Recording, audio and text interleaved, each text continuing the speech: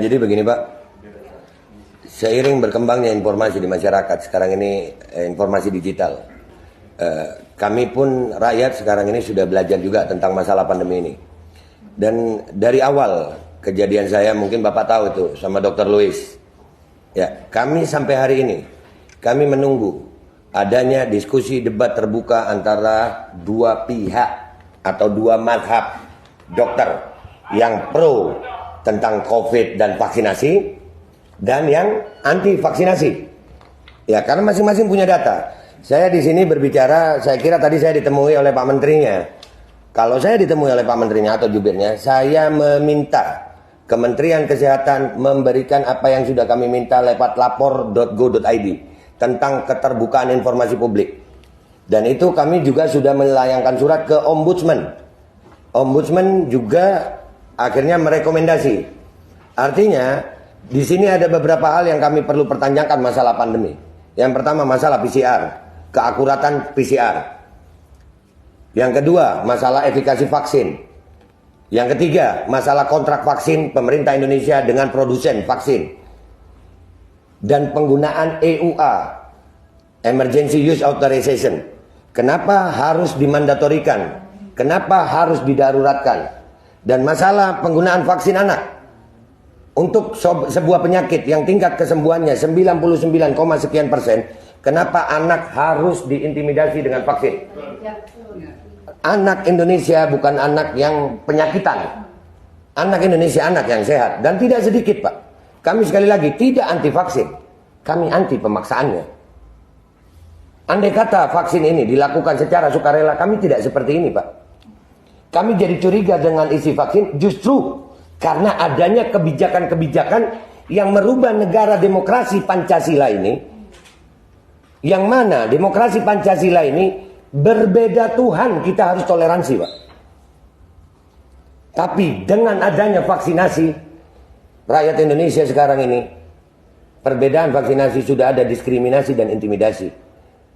Kami sudah sering Pak melihat kesian rakyat didatangi ke rumah-rumah dengan pakaian seragam tentara. Itu belum sakit udah sakit duluan, takut. Iya, kayak datengin maling. Ini masalah vaksinasi mentinya. Iya, Kementerian Kesehatan loh ini. Kenapa, apa hubungannya dengan TNI? Dan saya juga mau tanya Pak, ini termasuk saya kepingin Kemenkes siapkan waktu.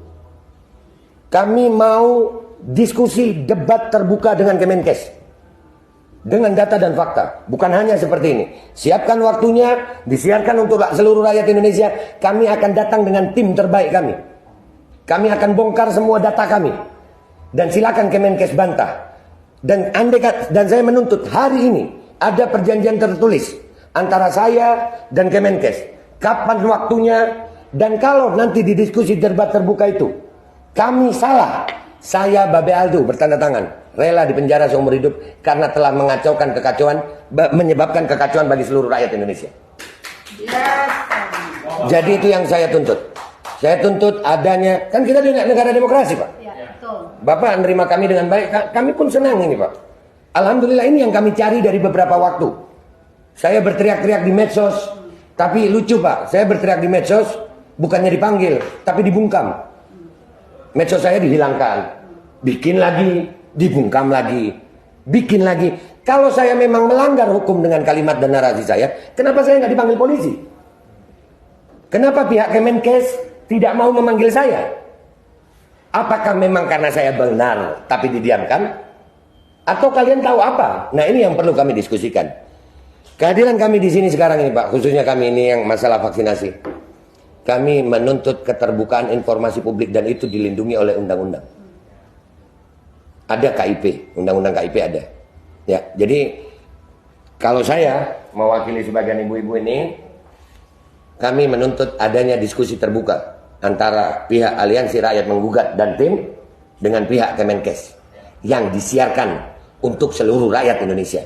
Kita akan bawa tim terbaik kita melawan tim terbaik Kemenkes untuk berdiskusi. Bukan untuk debat biasa aja Pak. Karena ini menyangkut hajat hidup 270 rakyat Indonesia, 270 juta rakyat Indonesia. Kami tidak mau mempertaruhkan masa depan anak-anak kami Pak.